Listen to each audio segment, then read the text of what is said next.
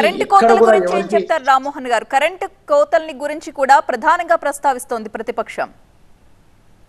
ముఖ్యంగా వీళ్ళు ఏదైతే లోపభూయిష్టమైనటువంటి మోటార్లు ఉన్నారో గత ప్రభుత్వం లోపల ఆ మోటార్లు సర్వీసింగ్ వస్తున్నాయి. ఈ మధ్యకాలంలో సర్వీసింగ్ వచ్చిన మూలంగానే డ్రింకింగ్ కానీ పవర్ ఫ్లక్చువేషన్స్ కానీ వస్తున్నాయి తప్ప ఫ్లవర్ యూటిలైజేషన్ అనేది గత ప్రభుత్వం గత సంవత్సరం కంటే కూడా ఈ సంవత్సరం గణాంకాలు క్లియర్ గా చెప్తున్నాయి. ఇప్పుడు పవర్ యూటిలైజేషన్ అంతకంటే ఎక్కువ పెరిగిందని కూడా రికార్డు చెప్తున్నాయి. కాబట్టి వీళ్ళు బట్టగాల్చి మీదేస్తున్నారు ఈ యొక్క బీఆర్ఎస్ నాయకులు తప్ప వాళ్ళు చేస్తున్నది ఏమీ కూడా లేదు అని చెప్పి ప్రజలు ఎక్కడికి వెళ్ళినా సరే చర్చ చేస్తున్నారు. మా గౌరవ ముఖ్యమంత్రి గారు నిన్న నారాయణపేట మీటింగ్ లో చెప్పినారు 2 లక్షల రుణమాఫీ ఏదైతే మేము రైతులకు మాట ఇచ్చినామో 15 ఆగస్ట్ అంటే 15th ఆగస్ట్ ఫ్లాగ్ హోస్టింగ్ చేసుకునే మన యొక్క దినం రోజు 15 ఆగస్ట్ రోజు ఆ రోజు 2 లక్షల రూపాయలు ప్రతి రైతు ఖాతాలో వేస్తామని చెప్పి గౌరవ ముఖ్యమంత్రి గారు చెప్పారు.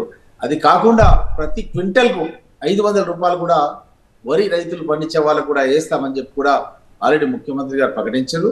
కాబట్టి ఎన్నికల కోడ్ వచ్చింది కాబట్టి కొంత ఆలస్యమైంది తప్ప ఎక్కడ కూడా మా ముఖ్యమంత్రి గారు మడమ తిప్పరు, మాట మరువరు. కాబట్టి ప్రజలందరూ కూడా పూర్తి విశ్వాసం ఉంది రేవంత్ రెడ్డి గారి నాయకత్వం లోపల తెలంగాణ రాష్ట్రం శీఘ్రంగా అభివృద్ధి చెందని దవోస్ నగరానికి స్విట్జర్లాండ్కి వెళ్ళి దగ్గర ఒక 40,000 కోట్ల రూపాయలకు సంబంధించినటువంటి విదేశీ పెట్టుబడులు మన తెలంగాణ రాష్ట్రానికి వచ్చే విధంగా ముఖ్యమంత్రి గారు ఆల్రెడీ సంతకాలు చేసి వచ్చిండ్రు. వాళ్ళందరూ కూడా పరిశ్రమలు పెట్టడానికి వస్తున్నారు. కాబట్టి ఇక్కడ నిరుద్యోగ యువకులకు ఉద్యోగ అవకాశాలు కలగడమే కాకుండా ఇక్కడ ఉన్నటువంటి ఏదైతే ఇన్వెస్ట్మెంట్స్ మూలంగా కొనుగోలు శక్తి కూడా ప్రజల యొక్క కొనుగోలు శక్తి కూడా పెరిగే విధంగా ముఖ్యమంత్రి గారు చర్యలు తీసుకోవడం అనేది చాలా సంతోషదాయకంగా తెలంగాణ ప్రజలంతా కూడా భావిస్తున్నారు. రైట్ రామ్మోహన్.